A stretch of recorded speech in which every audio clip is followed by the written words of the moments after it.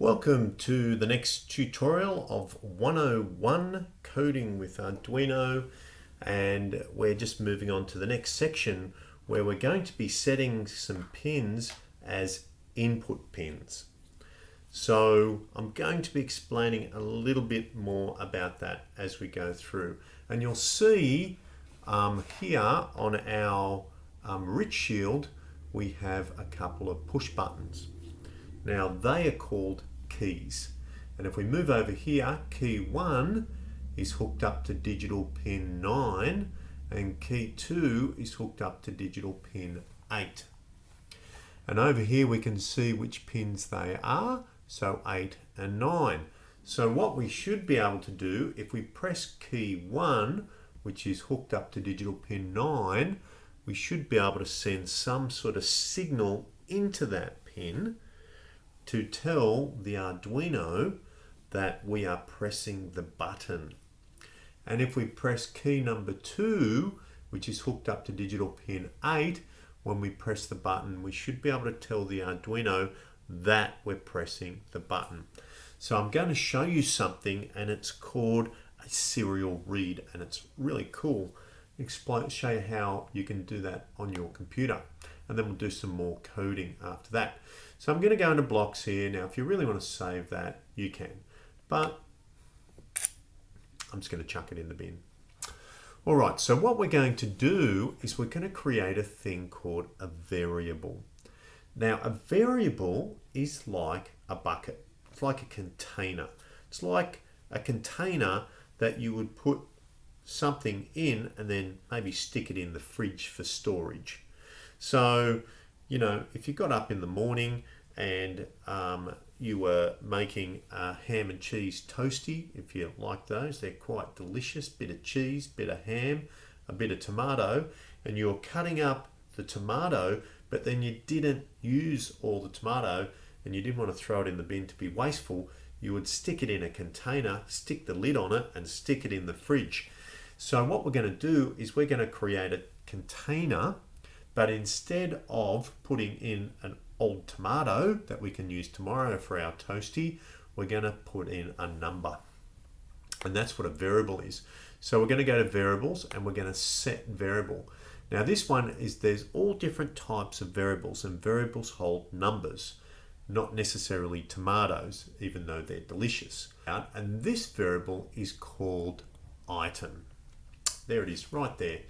And what we're going to do is we're going to, in this particular variable, which is called item, we're going to do a thing called a digital read. And we're going to read a switch. And we're going to set that switch to, let's come over here and have a look. That switch is going to be set to digital pin 9. So we want to read what's happening in that pin when I press the button. Now this we need to set to on, a pull-up resistor. Now I'm going to explain this a little bit more later, but what this does is sets that pin 9, to always being on. Unless I press the button, it's going to turn off. So think about that. This sets that button to always being on, but when I press the button, it turns it to off. So on is what we refer to in Arduino as high, and turning it off is low. So that'll make more sense as we come along. And then what we're going to do, we'll come down to serial, and we're going to drag this out. It's a serial print line. And we're going to drag that off like so. And what we want to print is the variable or the container, which was item. Now item's not a great name, so here I'm just going to change this to tomato. There we go. All right. So we can't change it here, funny enough. It's just Blockly's free and you can only change it from this. Don't worry about it. I'll explain that a little bit more later as we go, but it's not a perfect piece of software. It's got its own little idiosyncrasies.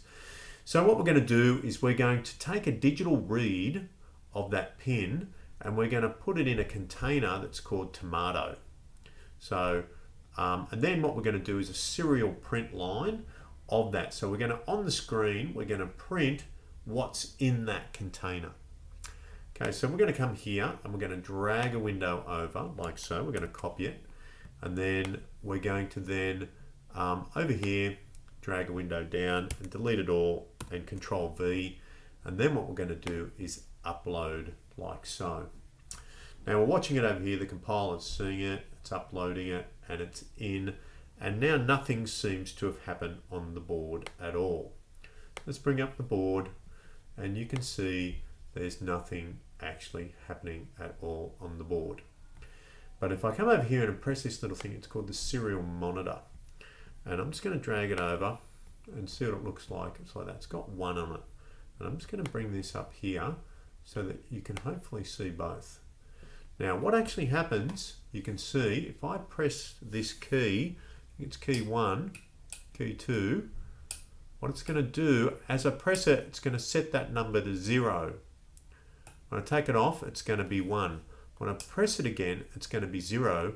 When I take my mouse off, it's going to be 1.